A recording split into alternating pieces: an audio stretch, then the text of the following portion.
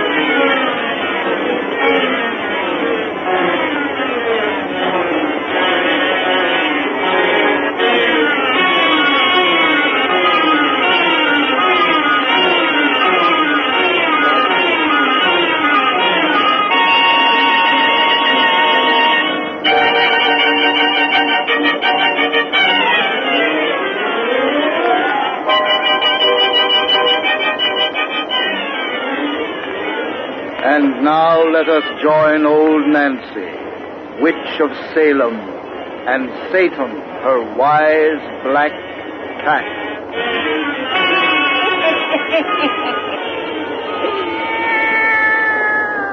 110-year-old I be today. Yes, sir, 110-year-old. Satan. A lot of folks have been writing us letters asking how old Nancy got to be such a nice ripe age.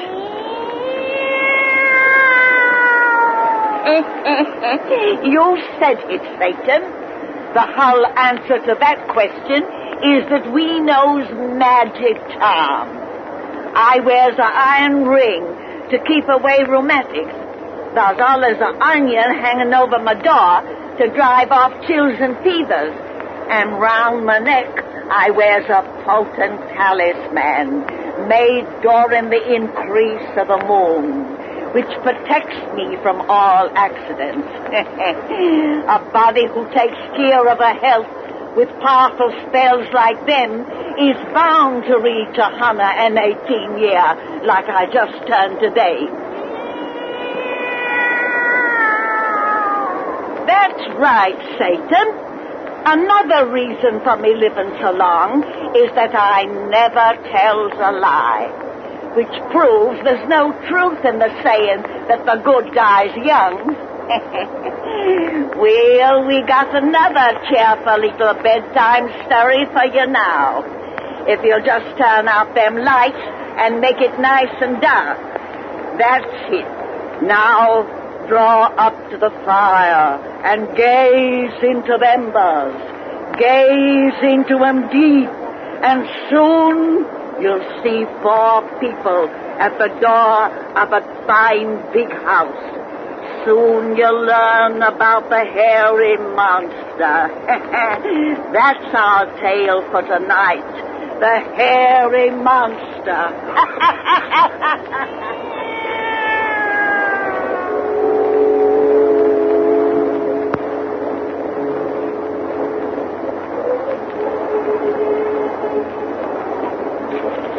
Here we are. Now, just a moment till I find the lights. Hurry, Mr. Weeks. Gosh, yes. We're terrible excited. I have it. Now, look at the inside of your new home. Oh. Gee whiz. Barbara. Like it? Oh, it's heavenly. A regular mansion.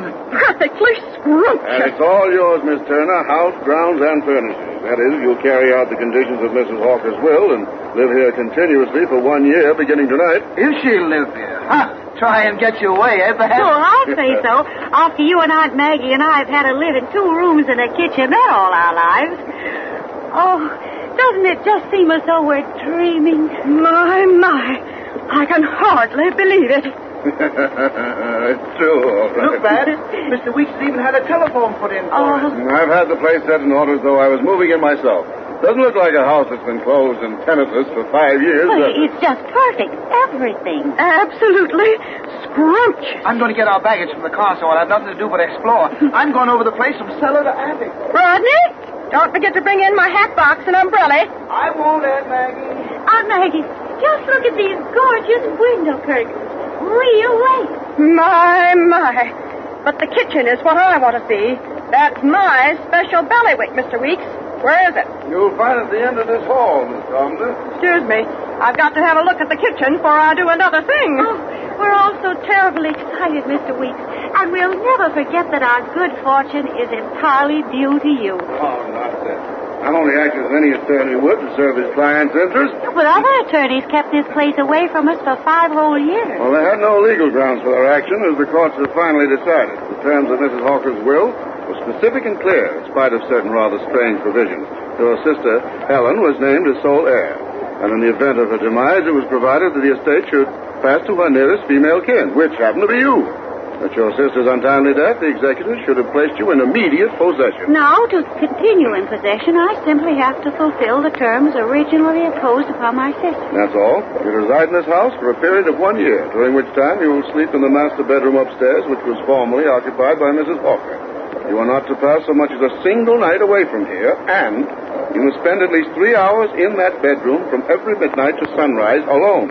Funny condition, isn't it? But a very simple one. If poor Helen hadn't been killed in that auto accident the day of Mrs. Hawker's funeral, she would have found it as easy to fulfill as I shall. Now she's dead. And I have this wonderful house. Your sister must have been a very sweet and lovable character. Mrs. Hawker had known her scarcely 2 weeks when she executed that will in her favor. Wasn't it extraordinary? Helen was only her paid companion, a trained nurse like myself. Strange, the workings of fate. Now you, whom Mrs. Hawker never even met, become her heir. What sort of woman was Mrs. Hawker? Helen used to write that she was very peculiar. Well, that's proven by the queer conditions of her will. But despite her eccentricities, Helen wrote that she was a highly intelligent old person who spent most of her time in scientific research. I've heard that, but I hardly think that her studies were very scientific. You'll find some mighty queer stuff in the library she left. Works on magic, alchemy, and such outlandish things as that. Is that what she studied? They're the only book titles. I don't know what the volumes treat of that are written in Chinese. Chinese? Yes, you've inherited quite a collection of Oriental literature. Mrs. Hawker spent most of her life in Tibet. She was the wife of a missionary, I believe, and that's all I or anyone else in this town really knows about her. But she made no friends or confidants. From the time she came here 15 years ago and built this house, she rarely left it. In fact, she scarcely ever left that room upstairs, which you'll occupy in accordance with her will. She must have been very eccentric. That provision isn't the only strange one in her will. You don't have to worry about the others. The executives had seen to their fulfillment. I know. But why? Hey, help me, someone. God. I'll unload you. All right, there. Much obliged. I wanted to get all this luggage in at once, so I'll have nothing to do but look over our new residence. And besides, it's Mr. Weeks' car we had cluttered up with this stuff, and he may want to drive it home sometime tonight. Say, it's nearly midnight. I must be running along now. Well, it was awfully good of you to meet us at the train and bring us out here. I wanted to enjoy your first excitement over the place. Oh, Barbara, the kitchen is simply scrumptious. There's copper pots and pans, real silverware, china dishes. Rodney, did you bring in my big hat box and umbrella? Here they are, Aunt Maggie. Oh, thank goodness. Well, I'll run along. Guess you'll find things comfortable enough until you can make your own arrangements. Everything's wonderful, thanks to you. You've been a real friend, Mr. Weeks. It's all been a pleasure for me. Good night. I'll take you to the door. We'll all take you. My stars, the moon has come out. Isn't it nice? It was dark as pitch when we drove up here. Mr. Weeks, what's that little white building back there? Our garage? No, son, that's Mrs. Hawker's tomb. Oh, the mausoleum you told me she had built. Yes. That's the one thing I ain't going to like about this place. That tomb. Well, we'll have to get used to it. One of the provisions in her will is that it is never to be removed. That's right. Well, I must be going.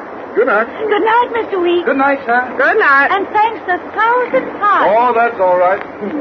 Good luck to you all. Let's get back in, Babs. I'm just crazy to explore the place. Oh, so am I. And I can hardly realize it's really ours. I don't like that grave in the backyard. Aunt Maggie, you knew that tomb was there before we came. I didn't know it was so near the house. It ain't right for the dead and living to be so close to one another. Oh, how silly. Come inside and stop gazing at it. All right. Shut that door, Rodney, and lock it tight.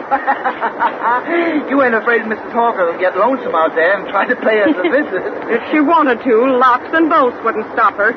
Ghosts can get in anywhere. Oh, Aunt Maggie, don't be so ridiculous. Here, Rod, let's take this luggage up to our bedrooms before we do anything else. You two keep away from them bedrooms till I look them over. What for? What for? Ain't I been keeping house for you two orphans almost all your life? I'm going up and see the beds are made up proper with clean sheets and all. All right, Aunt Maggie. Arrange things to suit yourself. But I'm asleep in the east wing room, you know. I ain't forgetting.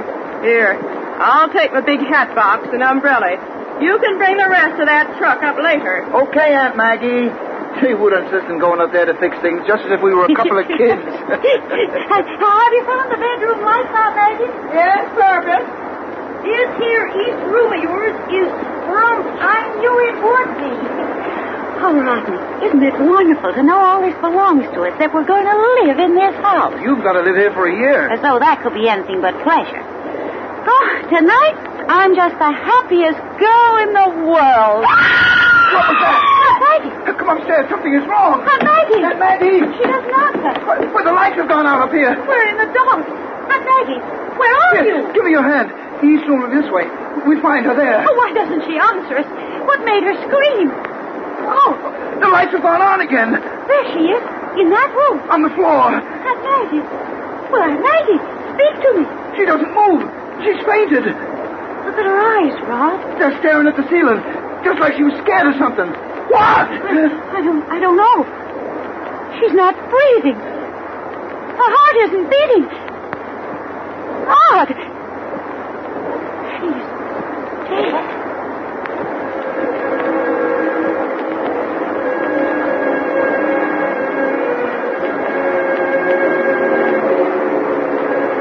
You still insist, Doc, that this woman was frightened to death? I do, Lieutenant. Until an autopsy shows me some chronic organic weakness that isn't apparent now, I'll say she died of paralysis of the heart muscles brought about by shock. The expression of her face and eyes indicate that shock was caused by sheer stark terror. But what could have frightened her? There was nothing here to do it. You two entered this room almost immediately after she screamed? Yes, and the room was just like you see it now. Well, she couldn't have been frightened by anything seen through these windows. Shutters are closed. Shades drawn. You're positive every door and window in this house is locked on the inside, Ryan? Yes, sir. Absolutely positive. Yet you found no one hiding in the place. No, sir. We've searched every corner. You're sure neither of you touched anything after you found your aunt? No, sir. Not even the front door, which was locked until you got here. We just phoned for you police and then sat down until you came. If that woman died of fright, then she must have been scared by her own imagination. Oh, that's impossible. She wasn't that kind. It's the only explanation that is possible, miss. When the coroner here first gave us his theory of her death, I suspected a tramp or burglar had surprised her. But we've proved that no one has gotten in or out of the place and that nobody's here now except ourselves. Well, someone must have turned those lights on. Yeah, and turned them on again. No, that was caused by defective wiring, maybe. I'll have the electric company look into that just to check. This is a coroner's case, not a police matter, boys. Come on, let's go. Lieutenant, sir. Yes, Ryan? Do you mind putting me on duty inside this house for a couple of days, maybe? What for? The case is closed. I kind of got a notion that it ain't. What do you mean?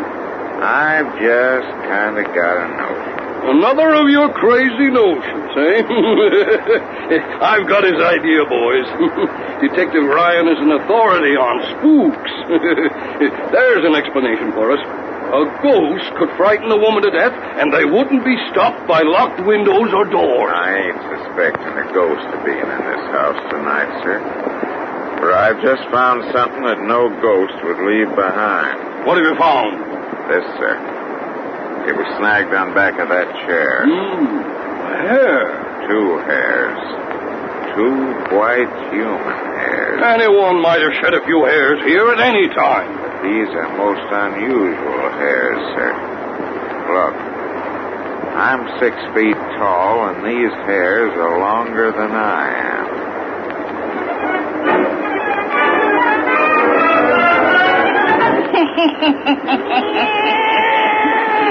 Well, that's just the beginning of this dirty story, Satan. You folks come see me next time I has a birthday, and I'll let you know what sort of critter them 6-foot hairs belong to.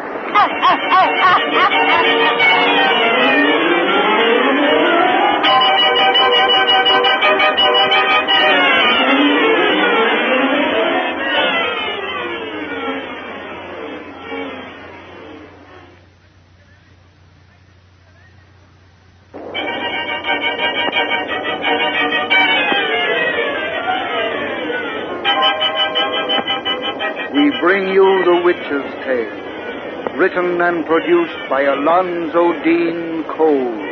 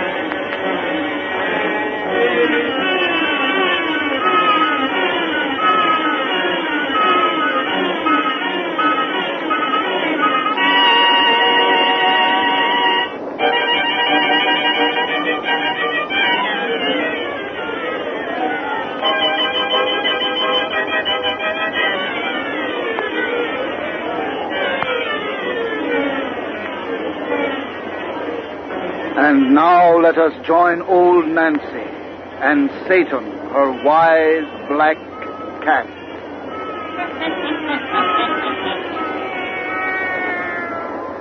Hannah am 12-year-old, I be today. Yes, sir, Hannah am 12-year-old. And now, if everybody just douse out their lights, we'll spin the finish of that 30 yarn we begun the last time you was here. What'd we leave off, Satan? Oh, yes. We told how that nice young girl named Barbara Turner inherited a fine big mansion that had originally been left her sister by a strange old woman named Mrs. Hawker, who'd made a lot of funny provisions in her will. Then the house stood empty for 5 years, for the lawyers let Barbara have it. So when she come to take possession with her young brother and her aunt, she was mighty happy. Until she found her aunt lying in a room upstairs, stone dead. The police doctor said she'd been frightened to death. And then a young detective found 2 human hairs beside her. 2 white human hairs that was over 6 feet long. Now draw up to the fire and gaze into them embers. Gaze into them deep and hear the rest of our yarn about the hairy monster. The hairy monster. Ha ha ha ha.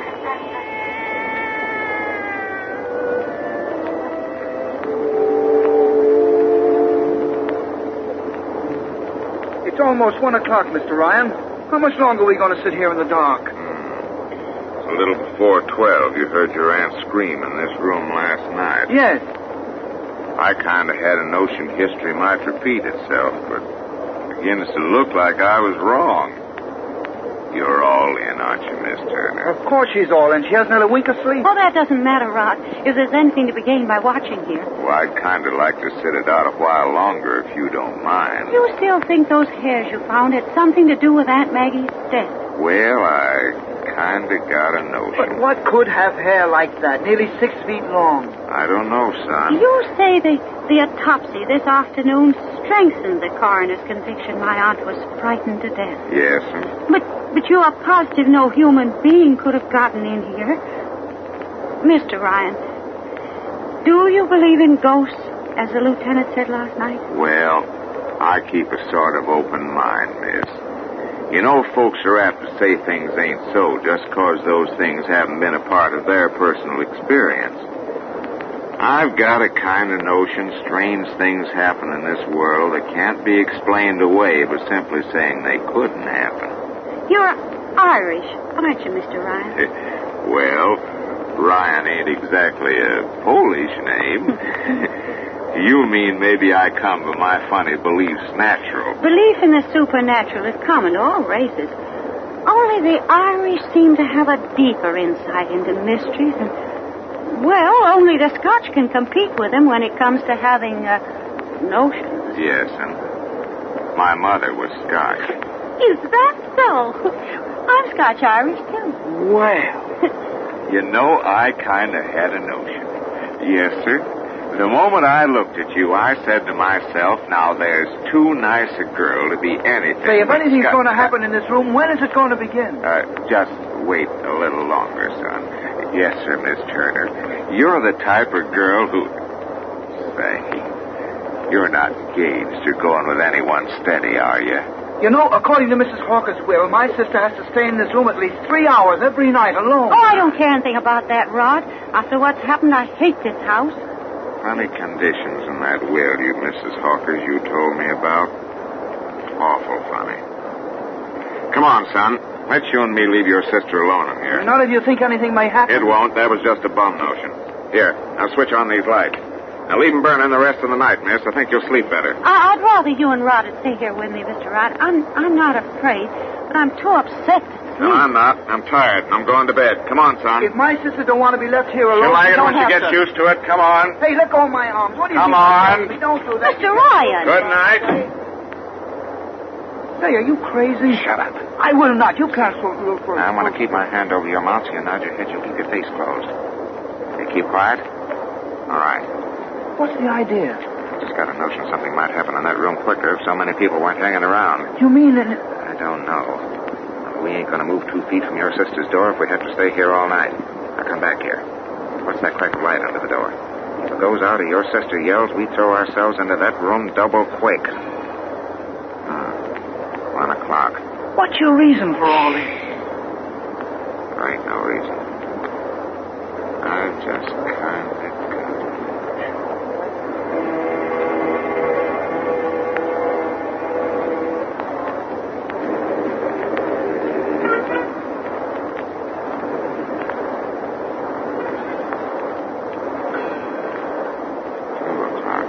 Stood here like statues for a solid hour.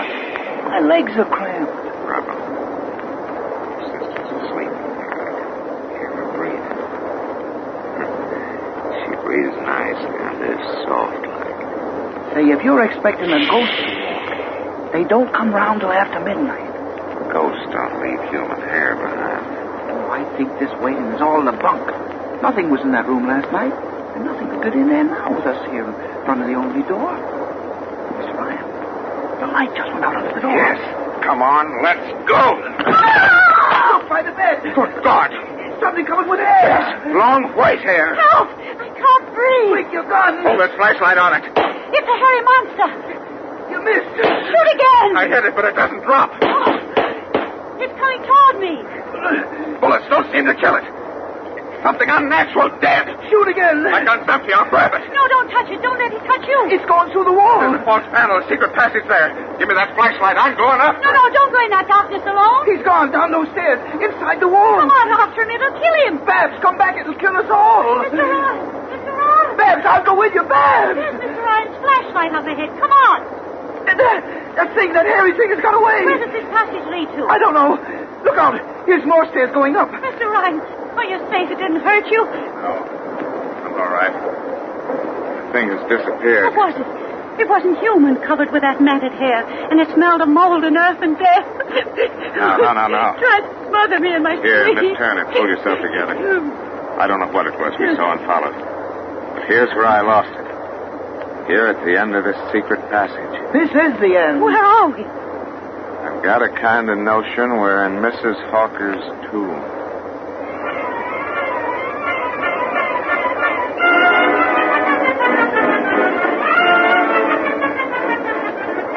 Mr. Ryan, that frightful thing we saw last night couldn't have been Mrs. Hawker. She's been dead 5 years. And you say yourself it was not a ghost? No. Ghosts don't leave hair behind. They're little things like this.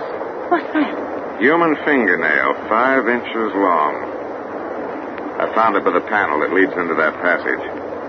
I've read that nails grow out about 1 inch each year. And like hair sometimes, they keep on growing after death. You mean... But last night we saw the dead who's still alive. A vampire? No, a vampire drained your blood. Mrs. Hawker came last night to steal your body. It's when she was placed in this tomb 5 years ago, she had everything arranged to steal your sister. I don't know what you're talking about. I've done some funny reading, as I told you, Miss Turner. In Tibet, where Mrs. Hawker used to live, there's magicians who know how to suspend all animation of their organs and to live like the dead for almost any time they want. They also know how to kill another human being by smothering its breath and how to set up their own spirit inside the stolen flesh. Mrs. Hawker knew all about the magicians of Tibet. If this incredible thing can be true, that explains those conditions in her will. Yep. That her heir occupy that room with a secret passage leading to this mausoleum. She'd been cheated of your sister and had waited 5 years when you arrived. She was over-anxious to claim your life that she might live again. So she entered that room without caution, and your aunt saw her awful figure in the moonlight. Last night she waited. Careful. But the lights, what made them go out? Master switch inside the passage. She built this house herself, you know. And among the queer conditions in her will was one that the slab above her tomb should be made so it might be lifted by a lever inside her coffin. Another stipulation was that she shouldn't be embalmed. And those instructions were carried out. Uh-huh. Yeah, but why didn't your bullets kill her last night if she's really living? They say you're a champion pistol shot, yet we couldn't find a drop of blood. She hasn't any blood, son. Her body is just a dried-up husk held together by a evil spirit. That husk must be destroyed entirely, all at once. That's why I'm having those lamps put up inside the mausoleum. Those huge sun-ray lamps? Yes, the sun that preserves life is the destroyer of the dead. That's why she can only leave her tomb in darkness. It's night now. There may be danger from her if you lift that slab. Why don't you wait until morning, until the natural sun comes out? I can't have her in the same world with you another hour. You know, Miss Turner, you're the type of girl who... Everything's set, right? You and your brother wait outside here, just in case anything goes wrong. No, if there's any danger, I'm going with you. Miss Turner, you're not engaged or going with anybody steady, are you? We're ready, Ryan, if you are. All right. Lamp set and lever placed? Everything. Now turn your lamps on before we put pressure on this lever. There they go. All right, boys. Heave the slab off. Here it comes. Now keep away from here, Miss Turner. It's off. You are right. In that coffin is a hairy monster. She's alive. She's getting up. Now turn those rays down there in the coffin. The lamps went out. What's wrong? Connection came apart. I'll take this. Quick. She's rising from this Good tomb. Lord. You keep back, Miss Turner. Keep away. She's got a hand from Mr. Ryan. Oh, with those long nails like knives. Those lamps. God's sake, Tear her those away. lamps. She's cutting him to pieces. Get away. Lamps are out again. And the rays are working. Look. She's let him go. Oh, Mr. She's fallen. She's becoming just dust and bones and hair. She's gone. Destroyed forever. Are you all right? I kinda got a notion. Oh, you're bleeding. She slashed your face and throat. Blood. There'll be iodine, bandages. Thank goodness I'm a nurse. Nurse? You know, Miss Turner, you're just the type of girl... Say, are you engaged or going with anyone steady? Be quiet. You're weak and losing blood. But are you? No, not yet. Why do you keep asking me that? Oh, I kind of got